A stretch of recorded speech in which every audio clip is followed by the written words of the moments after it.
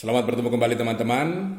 Kita berjumpa lagi di dalam Mabuk Teater atau Mari Membahas Buku Teater episode 2. Yang kali ini akan kita bahas adalah bukunya Rendra, Seni Drama untuk Remaja. Kalau kemarin kita membahas bukunya Rendra tentang bermain drama, kali ini buku ini. Dan sesungguhnya apa yang dibicarakan oleh Rendra di dalam tentang bermain drama juga ada di sini, tapi dengan cara yang lain. Justru di buku yang ini apa yang dibahas dalam tentang bermain drama itu dikembangkan dan bahkan lebih metodik sehingga memudahkan bagi para pengajar atau pelatih untuk mencari bahan latihan di dalam buku ini. Apa yang dibahas dalam tentang bermain drama itu juga ada di dalam Seni Drama untuk Remaja, tetapi cara menjelaskannya, cara menguraikannya sedikit berbeda. Misalnya kalau di dalam tentang bermain drama disebut teknik, misalnya teknik muncul, teknik timing dan sebagainya. Tetapi kalau di dalam Seni Drama untuk Remaja tekniknya tidak disebutkan. Jadi teknik timing di sini cuma disebut timing.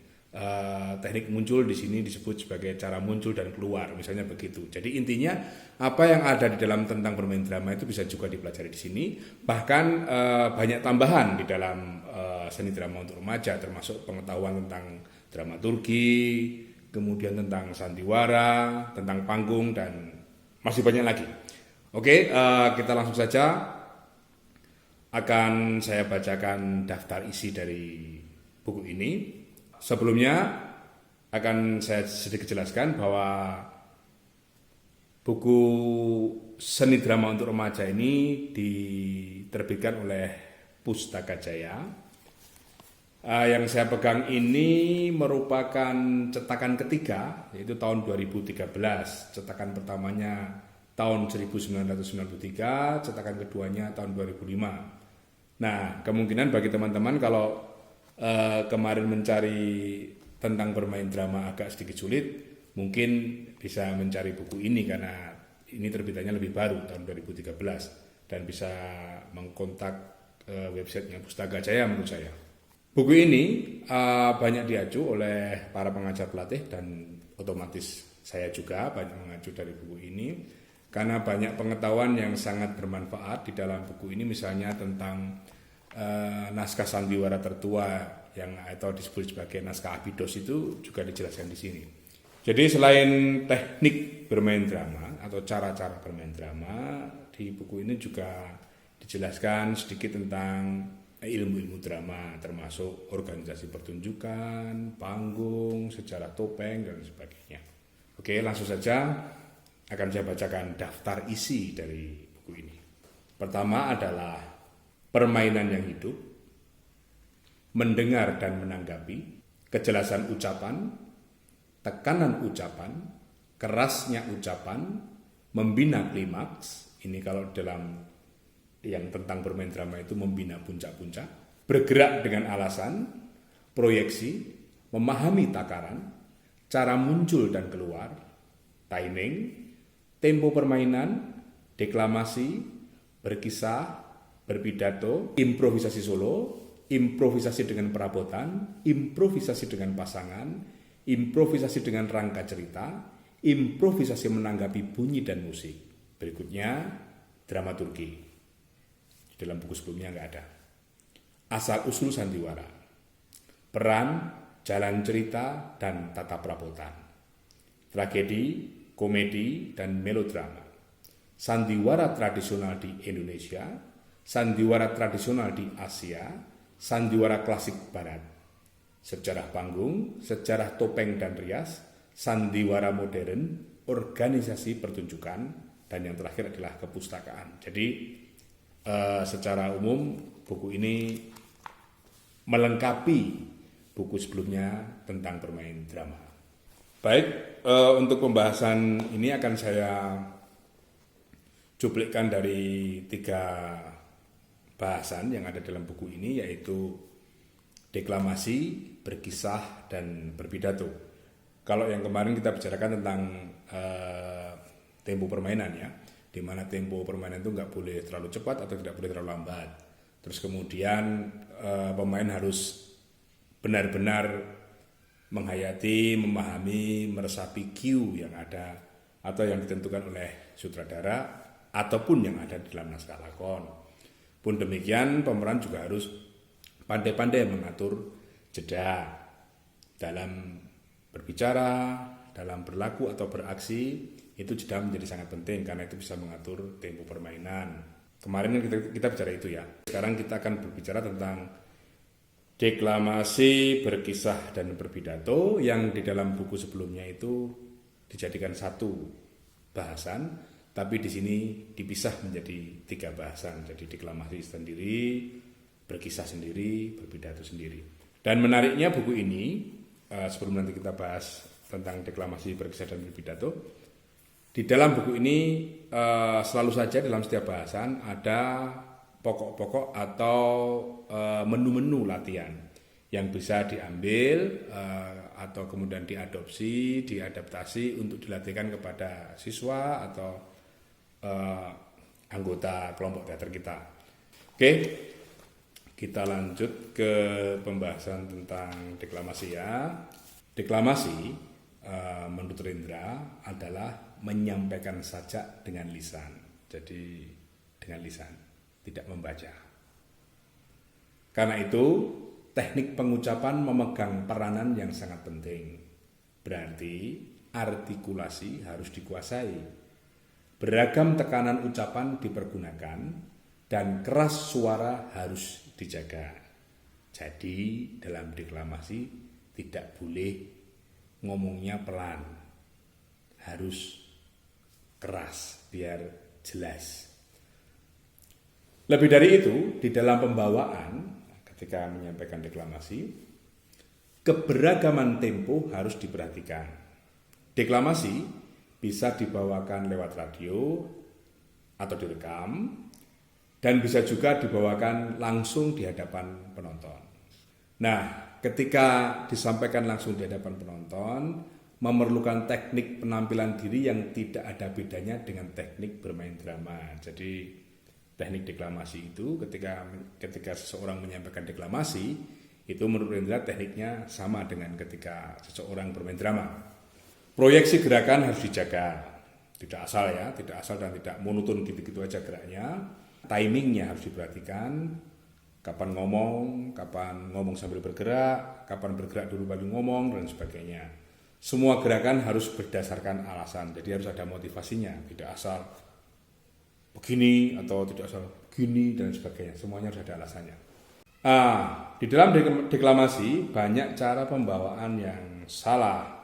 Kesalahan yang dimaksud Rendra adalah mereka terlalu melagu-lagukan nada tanpa ada hubungannya dengan isi pikiran maupun isi perasaan saja itu. Asal suara dibikin naik turun, berlagu-lagu saja, itu udah jalan menurut mereka begitu. Jadi seolah-olah itu yang penting ada dinamika dalam bersuara tanpa mempelajari atau meresapi apa yang ada di dalam sajak tersebut. Itu yang disebut Rendra sebagai sebuah kesalahan.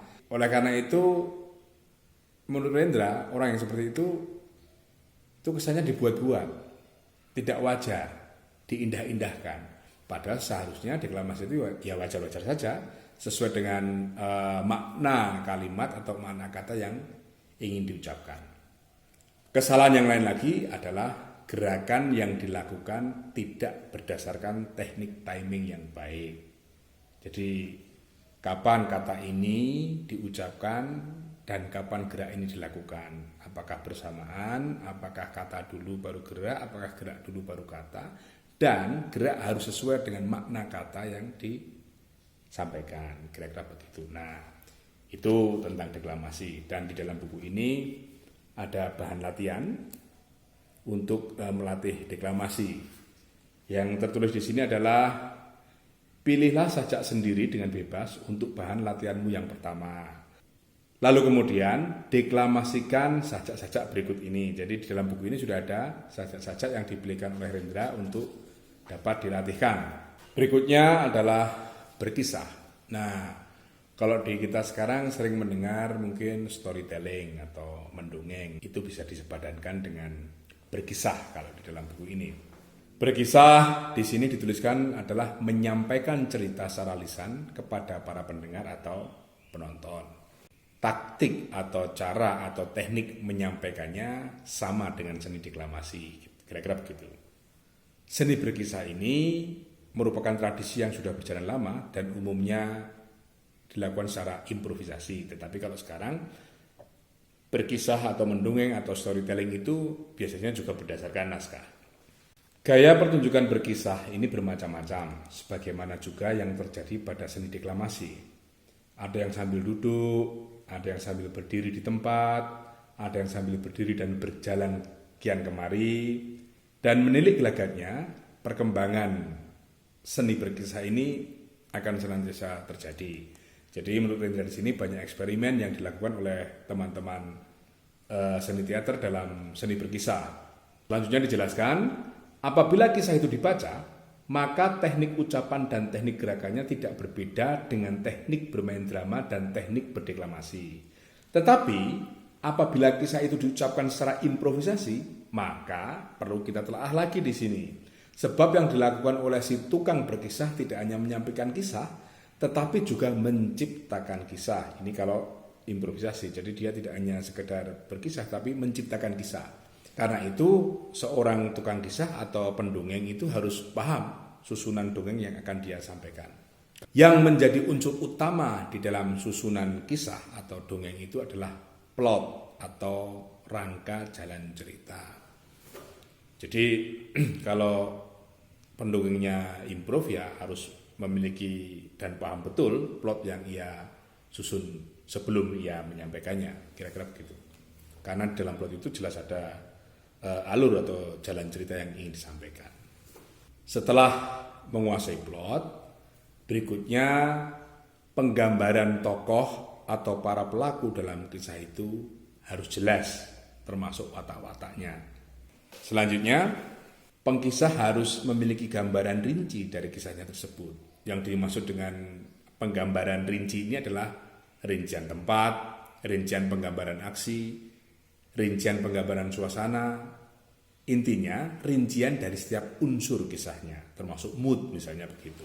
Kenapa demikian? Sebab rincian atau detail kisah itulah yang akan memberikan kualitas yang hidup pada kisahnya. Jadi rincian-rincian ini disampaikan untuk menghidupkan cerita tersebut. Berikutnya setelah rincian-rincian yang dikuasai, yang paling akhir yang perlu diperhatikan oleh pengkisah atau pendongeng adalah tempo irama kisahnya.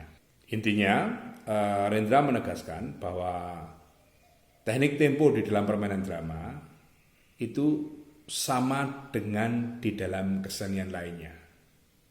Jadi, teknik tempo yang dilatihkan ketika seseorang bermain drama itu bisa digunakan tadi dalam berdeklamasi maupun dalam berkisah.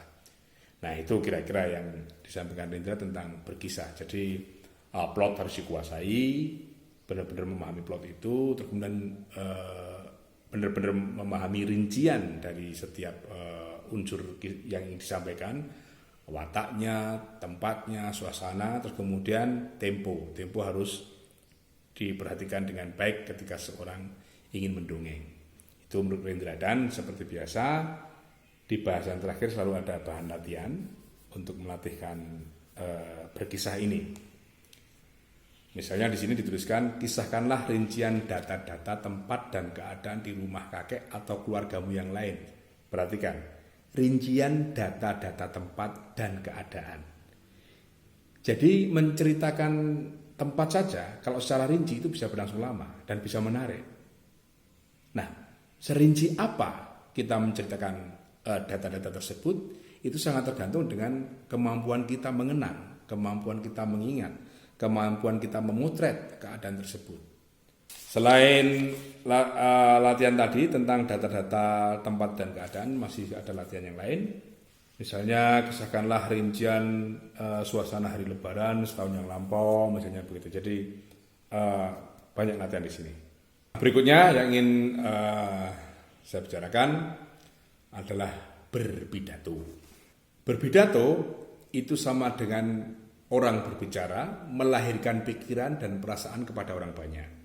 Jadi tidak hanya sekedar ngomong, tetapi harus melahirkan pikiran dan perasaan. Itu kata kunci berpidato menurut Rendra. Dibandingkan dengan seni deklamasi dan seni berkisah, teknik penyampaian seni berpidato bisa sama, tapi tak perlu sama. Jadi jangan disama-samakan. Tekniknya memang sama, tapi tidak boleh disama-samakan. Maksudnya, seni berpidato lebih mementingkan kepantasan, sementara seni deklamasi dan seni berkisah mementingkan nilai seni. Bila kurang nilai seninya, maka tentu akan dianggap gagal. Tetapi, seni berpidato cuma alat pergaulan masyarakat. Boleh tidak bernilai seni, tetapi harus pantas. Jadi ukuran pertamanya itu pantas dulu. Sebab kalau orang berpidato dengan indah tetapi kurang pantas, maka kontan ia akan dianggap gagal total. Itu bedanya seni berpidato dengan deklamasi dan berkisah tadi. Tekniknya sama, tetapi ukurannya berbeda. Karena di dalam pidato yang diutamakan menurut Rendra adalah kepantasan. Baru kemudian nilai seni berikutnya, kira-kira begitu. Meskipun demikian, ada persamaan antara pidato, deklamasi, dan berkisah. Seni berdeklamasi, seni berkisah, dan seni berpidato sama-sama memerlukan kejelasan. Oleh karena itu, mempunyai teknik ucapan yang sama, teknik timing yang sama, dan proyeksi yang sama. Di sisi lain, sumber ukuran kepantasan di dalam seni berpidato adalah adat istiadat pergaulan di dalam masyarakat. Misalnya, tidak bisa dalam berpidato orang memakai singlet atau sambil duduk di atas meja. Nah, kira-kira begitu yang dimaksud dengan kepantasan tadi. Jadi pantas dulu, kalau dia dinilai udah pantas, barulah kemudian nilai seninya yang mengikuti. Kira-kira begitu.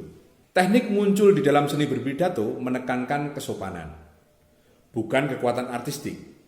Ini berbeda dengan teknik muncul teater ya. Kalau teknik muncul teater, orang masuk panggung boleh berguling, boleh sambil salto. Kalau pidato, kalau sambil salto kira-kira ya gimana gitu. Pidato akrobatik namanya. Kira-kira begitu.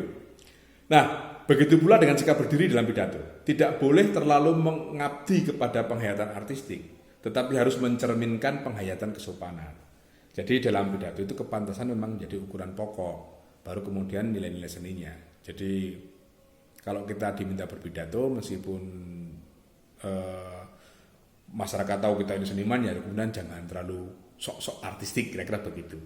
Gunakanlah nilai-nilai kepantasan ini di atas nilai seni dalam berpidato. Maksudnya Rendra begitu. Loh, Rendra aja bilang begitu. Jadi kalau pas kita diminta pidato, ya pidato saja secara resmi, baik dan sopan. Nggak usah sok seni, sok-sok artistik, sok-sok digaya-gayakan, nggak usah. Nanti itu malah akan dianggap gagal total.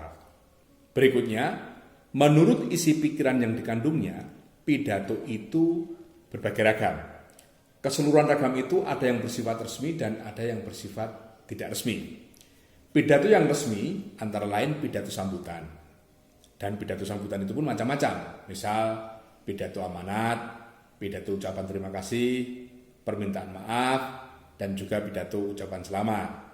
Kalau pidato resmi semacam ini, itu harus urut dan lengkap tata caranya. Salam pembukaannya tidak boleh kurang, siapa yang perlu disebut dulu di dalam salam pembukaan, dan juga yang tidak boleh ketinggalan untuk disebutkan, dan seterusnya. Jadi ada aturan-aturan yang mengikat di dalam pidato resmi. Dan ini harus kita perhatikan, tidak boleh kita tinggalkan. Berikutnya, Rendra menjelaskan, pidato yang lebih resmi dan lebih sedikit lagi unsur perasaannya ialah laporan. Jadi kalau kita melaporkan suatu kondisi keadaan apa, kita diminta melaporkan secara resmi, ya nggak usah pakai melibatkan perasaan di situ. Jadi laporkan saja data-data tersebut secara jelas, kira-kira begitu. Hampir sama dengan laporan, itu pidato resmi yang harus menghindarkan unsur perasaan, yaitu pengumuman. Jadi bayangkan saja kalau kita mengumumkan lalu kemudian kita mengikuti perasaan tersebut, mengumumkan berita duka kita ikut menangis, menjadi repot. Jadi pidato-pidato resmi itu hampir tidak melibatkan perasaan, tetapi lebih pada aturan, pesan, kejelasan, sehingga informasinya dapat diterima dengan jelas, kira-kira begitu. Berikutnya, Rendra menjelaskan ada jenis pidato resmi yang boleh menggunakan gaya, misalnya pembawa acara. Jadi resmi dia, tetapi dia boleh sedikit bergaya. Namun begitu, kesopanan dan kepantasan harus tetap dijaga. Jadi meskipun pembawa acara itu boleh menggayakan, boleh bergaya, boleh dengan nada-nada yang bersifat seni, tetapi kesopanan dan kepantasannya tetap harus dijaga. Berikutnya, pidato yang paling bebas adalah pidato yang tidak resmi. Pidato ini menekankan sikap pribadi, pandangan pribadi, dan perasaan pribadi. Namun, Rendra tetap mengingatkan, pembawaannya harus pantas, tidak boleh tidak. Dalam pidato tidak resmi ini, teknik ucapan, timing, tempo, dan teknik proyeksi yang dipakai sama dengan yang dipergunakan di dalam deklamasi dan seni berkisah. Tapi yang diutamakan adalah kejelasan, bukan nilai seninya. Yang termasuk di dalam jenis pidato ini adalah khotbah, kampanye, ceramah, dan pidato umum. Gitu. Jadi ada perbedaan antara pidato resmi dan pidato tidak resmi. Meskipun demikian, ukuran kepantasan tetap menjadi nomor satu. Hanya yang resmi itu sama sekali kita tidak diperkenankan. Kalaupun ada, penggunaan perasaan itu sedikit sekali, lebih pada menjelaskan informasi. Tetapi kalau yang pidato tidak resmi, kita lebih bebas. Jadi kita bisa menggunakan teknik-teknik yang digunakan di dalam deklamasi maupun berkisah. Itu kira-kira yang disampaikan Rendra di dalam berpidato. Dan seperti biasa di dalam buku ini, setiap bahasan selesai selalu ada bahan latihannya. Contoh bahan latihan di sini adalah susunlah sebuah daftar acara pesta tutup tahun sekolah, lalu sampaikanlah acara itu kepada hadirin. Berikutnya, misalnya, sesudah sambutan wakil orang tua murid selesai, sekarang kamu mempersilakan direktur sekolah untuk memberi kata sambutannya. Berikutnya, sesudah acara tari selesai, sekarang kamu antarkan acara yang berikut, yaitu hiburan lawak misalnya. Berikutnya, ketika pesta selesai, kamu tutuplah acara. Jadi, selalu saja dalam setiap pembahasan di dalam buku ini, Rendra selalu memberikan bahan-bahan untuk latihan yang dapat kita pergunakan dan kita berikan kepada peserta, siswa, atau anggota kelompok teater kita untuk berlatih. Demikian tadi teman-teman, sekilas bahasan tentang bukunya Rendra Seni Drama untuk Remaja yang sekaligus melengkapi buku tentang bermain drama. Semoga apa yang saya sampaikan ini memberikan manfaat dan kita bisa bertemu di dalam episode berikutnya. Terima kasih.